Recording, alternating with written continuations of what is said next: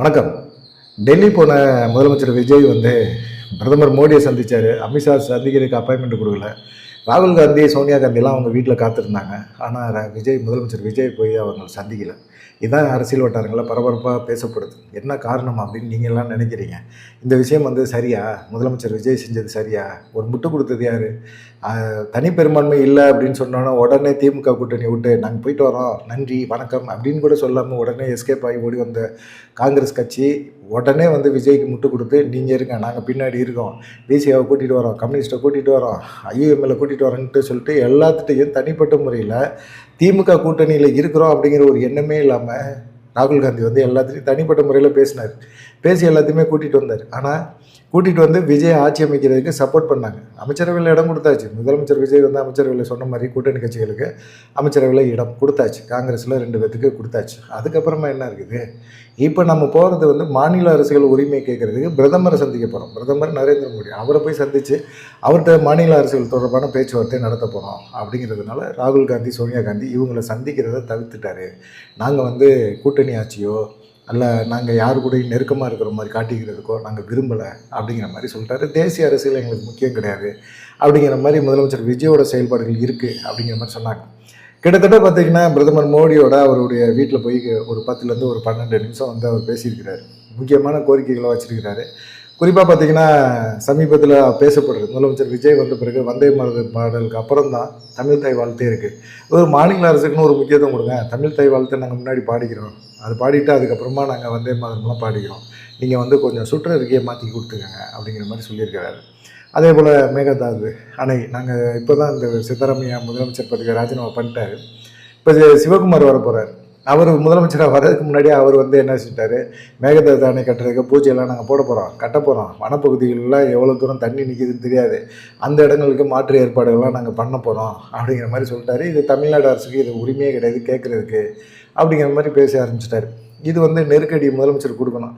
ஏன்னா இங்கே கூட்டணி கட்சி காங்கிரஸ் இருக்குது. அங்கே தான் காங்கிரஸோட முதலமைச்சராக இருக்கிறார். காங்கிரஸ் கட்சிக்காரர் தான் முதலமைச்சராக இருக்கிறார். அப்படிப்பட்ட ஒரு சூழ்நிலையில் நாங்கள் மேகதாது அணை கட்டியே தீர்வோம் அப்படின்னா என்ன அர்த்தம் அது? அப்போ முதலமைச்சர் விஜய்க்கு ஒரு நெருக்கடியை கொடுக்குறாங்கல்ல. எதிர்கட்சியெல்லாம் சேர்ந்து பார்த்தீங்களா, உங்களால் காங்கிரஸை கட்டுப்படுத்த முடியுதா? மேகதாது அணை தமிழ் மக்களோட உணர்வு, அது அந்த விவசாயிகளோட நம்பிக்கை, அதில் போய் கை வைக்கலாமா?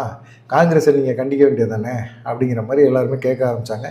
இது சம்மந்தமாக கண்டிப்பாக ராகுல் காந்தியை, சோனியா காந்தியை பற்றி பேசுவார் அப்படின்னு எதிர்பார்த்தாங்க.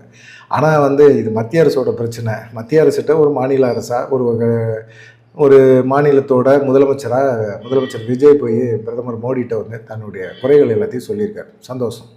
அதுக்கப்புறமா அவர் போய் மத்திய அமைச்சர் நிர்மலா சீதாராமனை சந்திச்சுட்டு தமிழ்நாட்டில் நடக்கிற உள்கட்டமைப்பு, நெடுஞ்சாலை, அப்புறமா தொழில் வள தடங்கள், மத்திய நிதி ஒதுக்கீடு, இது சம்மந்தமாக சில கோரிக்கைகள் எல்லாம் ஐஏஎஸ் ஐபிஎஸ் அதிகாரிகள் எழுதி கொடுக்குறது தான். அதை வச்சு அப்படியே பேசியிருக்கிறாரு. வெற்றிகரமாக 2 பேர்த்தையும் பிரதமர்கிட்டையும் பேசிட்டாரு, மத்திய அமைச்சர் நிர்மலா சீதாராமன்ட்டையும் பேசிட்டாரு. ஆனால் பார்த்திங்கன்னா அவர் மெயினாக நினச்சது அமித்ஷாட்ட பேசணுன்னு தான்.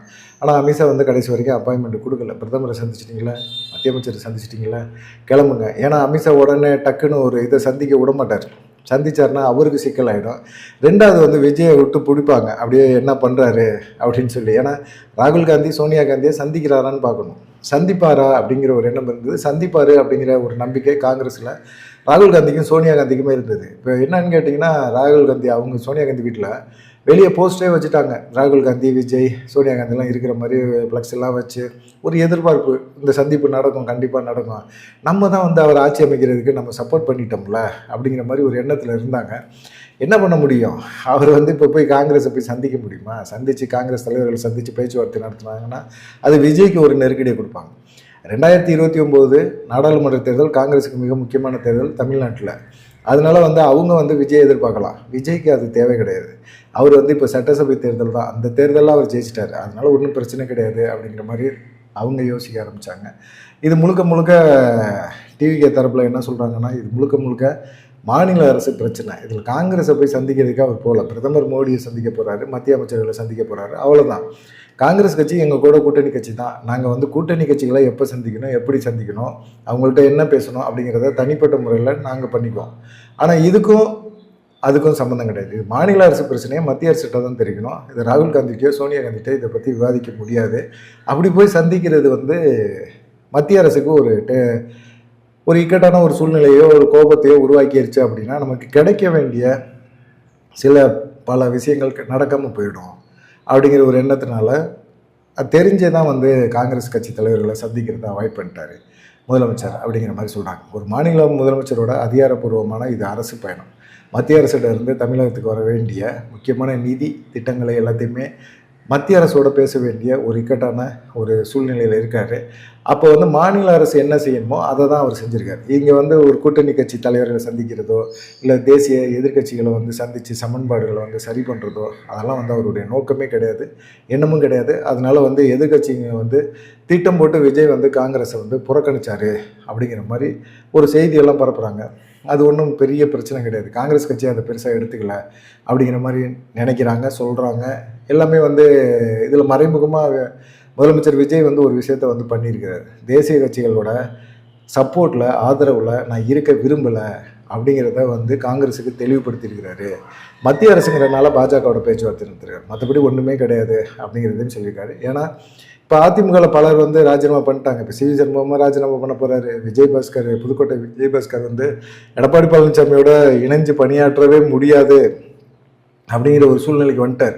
அவருடைய மனநிலை எல்லாம் முழுக்க முழுக்க மாறிடுச்சு. எல்லாருமே பார்த்தீங்கன்னா தாவேகா சைடு போயிட்டாங்க. எடப்பாடி பழனிசாமியிலையுமே ஜெயிச்சு அவர் ஆட்சி கட்டில் உட்காருவார், அவர் பின்னாடி நம்ம போகணும் அப்படிங்கிற எண்ணம்லாம் யார்ட்டுமே இல்லை.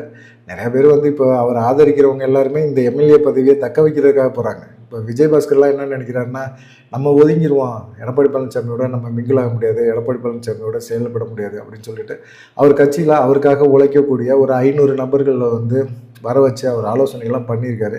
அவரும் விரைவில் ஒரு முடிவு எடுப்பார். அவரும் தாவேகா சைடு போகிறதுக்கான வாய்ப்புகள் இருக்குது.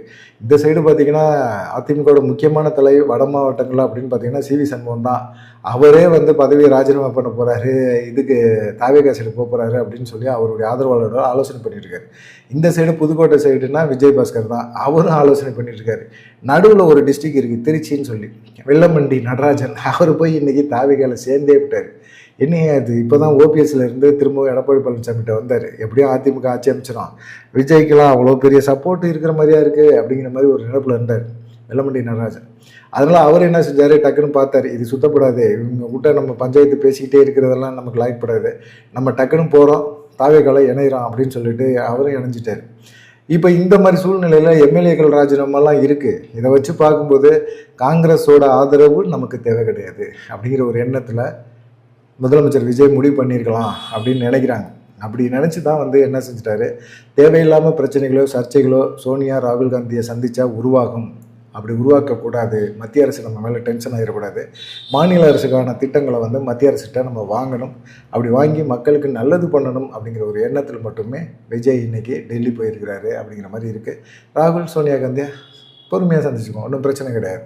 கூட்டணி கட்சி தான், கூட்டணி கட்சிகளோட சில சுமூகமான போக்கை கடைப்பிடிப்போம் அப்படிங்கிற மாதிரி தாவேகா தரப்பில் சொல்கிறாங்க.